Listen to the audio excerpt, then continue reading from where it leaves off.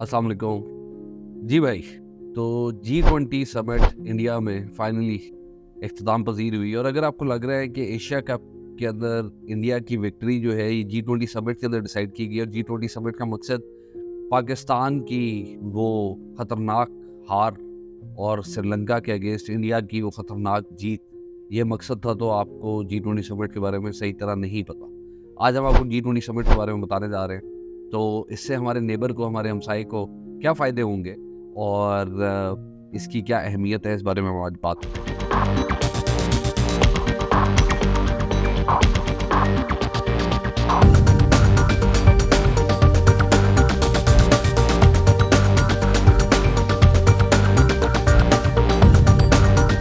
G20 जो है basically एक ऑर्गेनाइजेशन है, इंटरनेशनल ऑर्गेनाइजेशन है जिसके अंदर 19 मुल्क और यूरोपियन यूनियन का एक मिला हुआ कॉम्बिनेशन जो है वो 20 इसके अंदर यूनिट्स बनते हैं जो कि G20 बनाता है। जिस तरह यूनाइटेड नेशंस एक वर्ल्ड फोरम है जिसके अंदर सारी दुनिया के ममालिक इकट्ठे होकर कुछ अहम फैसले दुनिया के बारे में, इंसानों को किस तरह से उनकी रहने का निज़ाम जो है वो आसान बनाया जा सकता है, उनके लिए किस तरह से आसानियाँ पैदा की जा सकती है इकोनॉमिकली, सोशली, कल्चरली, आपकी इन्वायरमेंट और बाकी तमाम जो आपकी ज़िंदगी के अहम पहलू होते हैं उनको ये मरूज़ ख़ातिर लाते हैं, उसको डिस्कस करते हैं, उनको उन एजेंडाज़ के ऊपर काम करते हैं जो ह्यूमन लाइफ के ऊपर एक पॉजिटिव इम्पैक्ट क्रिएट कर सकते हैं। इसी तरह से G20 जो कि अब असूली तौर पे G21 होना चाहिए, बिकॉज़ इसके अंदर लेटली अफ्रीकन यूनियन भी एंटर कर चुका हुआ है। तो अब होना तो G21 चाहिए, but I think it's a typo.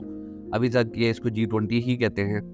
अब 99 के अंदर इसका जब इनेकाद किया गया, इसको इनिशिएट किया गया 1999 के अंदर, उस टाइम मकसद ये था दुनिया के अंदर एक स्लम आया हुआ था, इकोनॉमिक स्लम आया हुआ था। तो इन्होंने ये एक ऑर्गेनाइजेशन क्रिएट की जिसके अंदर तमाम दुनिया के जो इकोनॉमिकली बड़े मुल्क थे या जिनके अंदर आबादी ज़्यादा थी और जो इकोनॉमिक जायंट्स आपके और पावरफुल नेशंस मोस्टली, वो सब इकट्ठे हुए और उन्होंने सोचा कि हम फैसला करेंगे, हम लोगों के लिए आसानियाँ पैदा करेंगे जो गरीब मुल्क हैं, जिनके पास वसाइल नहीं है और जो मुल्क स्ट्रगल करते हैं इकोनॉमिकली या सोशली या किसी भी और शोबे ज़िंदगी में वो स्ट्रगल करते हैं, उनके लिए हम फैसले ऐसे करेंगे कि उनकी भी लिविंग स्टैंडर्ड्स या उनकी ह्यूमन लाइफ या ह्यूमन डेवलपमेंट के प्रोग्राम्स में बेहतरी लाई जा सके। अब इसको अगर आप देखें तो ये बिल्कुल यूनाइटेड नेशंस भी बहुत कुछ करता है। हम रोज़ सुनते हैं यूनाइटेड नेशंस ने ये कर दिया, वो कर दिया, पर होता कुछ भी नहीं है। तो यूनाइटेड नेशंस हो या G20 हो, इनको आप बेसिकली होम्योपैथी भी कह सकते हैं। मतलब इनका ना ज़्यादा नफ़ा होता है, ना ज़्यादा नुकसान होता है। तो जो नफ़ा नुकसान होता है उसको हम डिस्कस ज़रूर करेंगे कि किस टाइप के फ़वायद हासिल किए जा सकते हैं इन ऑर्गेनाइजेशन से। बट इन टोटलिटी ये बहुत ज़्यादा इनका असर नहीं होता। अभी तक हम रोते आ रहे हैं कि जी 1947 के बाद कश्मीर के स्टेटस के ऊपर हमेशा यूनाइटेड नेशंस की करारदादें आई, पर उससे भी कोई ज़्यादा फ़र्क नहीं पड़ा, बिकॉज़ इंडिया ने उनको बरूद ख़ातर नहीं लाए। वो अभी तक इंडिया का स्टेटस जो है, बल्कि उन्होंने इंडियन ऑक्यूपाइड कश्मीर का स्टेटस जो है वो रीन्यू कर दिया और अब इंडिया को अपना कश्मीर को अपना इंटेग्रल पार्ट कहते हैं, विच इज़ एक सबूत है कि इन ऑर्गेनाइजेशंस की कोई इतनी वर्थ नहीं होती, बिकॉज़ इनके पास ताकत नहीं होती अपने फैसलों को इम्प्लीमेंट करवाने की। बट आई बॉल्स के लिए ये एक क्रिएशन है जो कि देखने और सुनने में बड़ा अच्छा लगता है, pleasing to the ear and to the eyes. तो ये इस नौइयत की एक चीज़ होती है। तो G20 अगेन बड़ा मज़ेदार एक फिनोमेना है कि इसके अंदर जो कंट्रीज़ इकट्ठी हुई हैं, ये दुनिया का 80% जीडीपी होल्ड करती है। 75% जो दुनिया की ट्रेड है वो इन्हीं मुल्कों के दरमियान में हो रही होती है और 60% land is being occupied by these countries जो G20 के अंदर इकट्ठी होती है। अब मैं सोच रहा था कि पाकिस्तानी सियासत और ये जो इंटरनेशनल ऑर्गेनाइजेशन है, इनके अंदर एक चीज़ बड़ी कॉमन है। यहाँ पे भी अमीर मिल के फैसला करते हैं कि गरीबों को हमने किस तरह से चलाना है।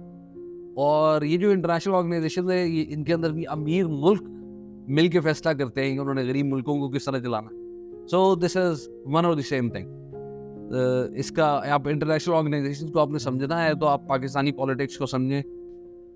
अब इंडिया के अंदर जब ये अनाउंस हुआ, इंडिया ने बड़ा एहतमाम किया G20 समिट का, बिकॉज ऑब्वियसली सारी दुनिया से बड़े बड़े नेशंस जो हैं वो इंडिया आ रहे थे। तो जिस तरह एक मेज़बान का फ़र्ज़ होता है, उन्होंने होस्टिंग की तैयारी की और उन्होंने एक बेहतरीन फेस्टिवल क्रिएट किया जिसके अंदर इन्होंने आपने तमाम मेहमानों को दावत दी, अपना मुल्क, अपना कल्चर और अपने लोगों से उनको इंटरेक्ट करवाने के लिए, उनको इंट्रोड्यूस करवाने के लिए उन्होंने ये एहतमाम किया।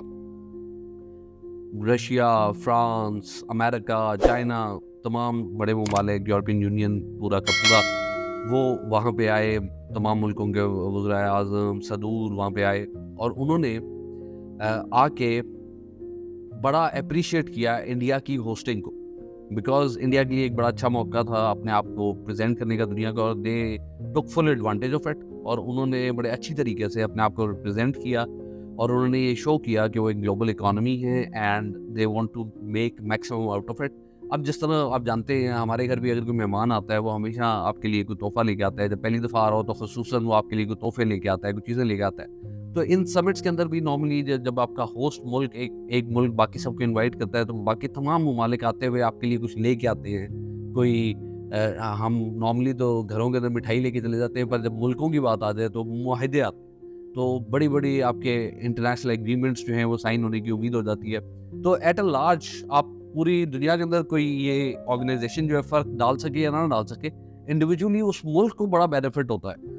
बिकॉज़ जिस तरह वहाँ पे फ्रांस के सदर आए और जब अमेरिकन रशियन प्रेसिडेंट पुतिन, बल्कि in fact we should talk about him, वो क्यों नहीं आए? उन्होंने अपने फॉरेन सेक्रेटरी को भेजा, इसलिए भेजा बिकॉज़ उनको डर था कि यहाँ पे बात होगी, बिकॉज़ ये एक इंटरनेशनल एजेंडा है, यहाँ पे बात होगी यूक्रेन वॉर के बारे में और उसको बड़ा क्रिटिसाइज़ किया जाएगा कि रशिया की जो आर्म्ड एनफोर्समेंट है वो नहीं होनी चाहिए, उसके ऊपर तमाम मुल्क जो हैं, अगर ये रेज़ोल्यूशन पास होगी तो ये बड़ा नेगेटिव इम्पैक्ट होगा। तो पुतिन भाई खुद नहीं आए। बट इंडिया, आपको पता है फिर मोदी भाई हैं तो पूरे डिप्लोमेटिक आदमी है, उन्होंने कहीं एक कतरा भी वज़न नहीं आने दिया रशिया के ऊपर। सिंपली वहाँ पे उन्होंने एक रेजोल्यूशन पास की कि किसी भी मुल्क को, किसी भी मुल्क के ऊपर जो है हमला नहीं करना चाहिए। क्या खूबसूरत बात है, कितनी आइडियल सोसाइटी के अंदर हम रह रहे हैं, तो कितने ये खूबसूरत अल्फाज। इन्हीं बातों की वजह से जो 83 पैराग्राफ्स का एक जॉइंट डिक्लेरेशन है वो सबने यूनानिमसली पास कर दिया और उसके ऊपर किसी ने एतराज़ नहीं किया। तो 100% यूनानिमस, बेस्ट ऑफ लक, क्या कमाल कर दिया इंडिया ने। तो सारों ने तारीफ़ें बड़ी की। इसी तरह जब जो बाइडन भाई और जो हमारे मोहम्मद बिन सुल्तान MBS के बारे में हम सुन रहे थे कि इनके दरमियान में रिफ्ट चल रही है, अमेरिका और सऊदी रिलेशनशिप इतने पॉजिटिव नहीं चल रहे, तो मोदी भाई ने अपॉर्चुनिटी से फ़ायदा उठाते हुए दोनों के हाथ पकड़े और दोनों के हाथ मिलवा दिए। तो वो जो उनका जेस्चर था उसको इंटरनेशनली बड़ा पॉजिटिवली लिया गया कि यार मोदी बड़ा भाई बन गया, उसने दोनों को मिलवा दिया, सुलह करवा रहा है और वो रिफ्ट को दूर करवा रहा है। तो इस तरह के अपॉर्चुनिटीज से मुल्क फ़ायदा उठाते हैं, होस्ट नेशंस जो है फ़ायदा उठाते हैं। So in totality it is a good effort. India के एंड पे it is good thing for India. पहले वो चांद पे गए, अब वो ज़मीन पे ये हरकतें कर रहे हैं, अच्छी हरकतें कर रहे हैं अपने लिए, और एशिया कप वो वैसे ले गए। तो इंडिया के दिन अच्छे चल रहे हैं, हम अपने हमसायों को कांग्रेचुलेट करते हैं and best of luck. Pakistan ने भी फैसला किया, Pakistan is also going to create an organisation. ये G20 के सक्सेस के बाद पाकिस्तान बनाने जा रहा है B6। अब B6 के अंदर कौन कौन सी कंट्रीज हैं मैं आपको बताता हूँ, एक सेकेंड। तो जी B6 के अंदर होगा पाकिस्तान होगा, इजिप्ट होगा, लेबनान होगा, श्रीलंका होगा, यूक्रेन होगा, एल सल्वाडोर होगा और गाना होगा। तो ये B6 basically stands for bankrupt 6। तो ये वो मुल्क हैं जो बैंकरप्ट होने जा रहे हैं। तो इसके लिए हम इनकी एक ऑर्गेनाइजेशन बना रहे हैं जिसको हम होस्ट करें। But I think you also know कि इट्स अ जोक, ये मजाक है। बट असूली तौर पे होना यही चाहिए कि जो मुल्क इकोनॉमिकली स्ट्रगल कर रहे हैं उनकी ऑर्गेनाइजेशंस बने और वो एक दूसरे के साथ मिल के फैसले करें कि वो अपनी इकोनॉमीज को कैसे रिवाइव कर सकते, ना कि जो मुल्क पहले ही इकोनॉमिकली स्ट्रेंथन है या स्ट्रॉन्ग है, जो दुनिया की इकोनॉमी को होल्ड कर रहे, वही सारे फैसले करते रहे। अगर वो कर भी रहे हैं, अगर वो इस तरह के इनिशिएटिव्स ले भी रहे हैं, उनके लिए भी बड़ा ज़रूरी है कि वो इन नेशंस को जो कि इकोनॉमिकली स्ट्रगल कर रहे हैं उनको साथ मिलाएं। Because everyone knows Pakistan is bound to survive. Pakistan ने आगे जाना है, पाकिस्तान को कोई रोक नहीं सकता तरक्की करने से। पाकिस्तान के जो वसाइल हैं अल्हम्दुलिल्लाह वो दुनिया में उनकी अपनी एक अहमियत है, उसके बारे में हम वक्तन फ़वक्तन बात करते रहते हैं। But it is very important कि इन ऑर्गेनाइजेशंस के अंदर हमारी पार्टिसिपेशन हो, और ये जो ऑर्गेनाइजेशंस बना रहे हैं इनको भी चाहिए कैसी इकोनॉमीज। अब हम लोग भी एक बड़ी पॉपुलेशन है, हम एक बड़ी इकोनॉमी है, एंड हमारा एक रोल होना चाहिए, और अगर हम रिवाइव, हमारी इकोनॉमी रिवाइव होगी तो हमारे नेबर्स के ऊपर उसका पॉजिटिव फर्क पड़ेगा। सो विद दिस मैसेज, अभी 20x नहीं बन रहा बट बनाना चाहिए। Best of luck, thank you so much, अस्सलाम वालेकुम।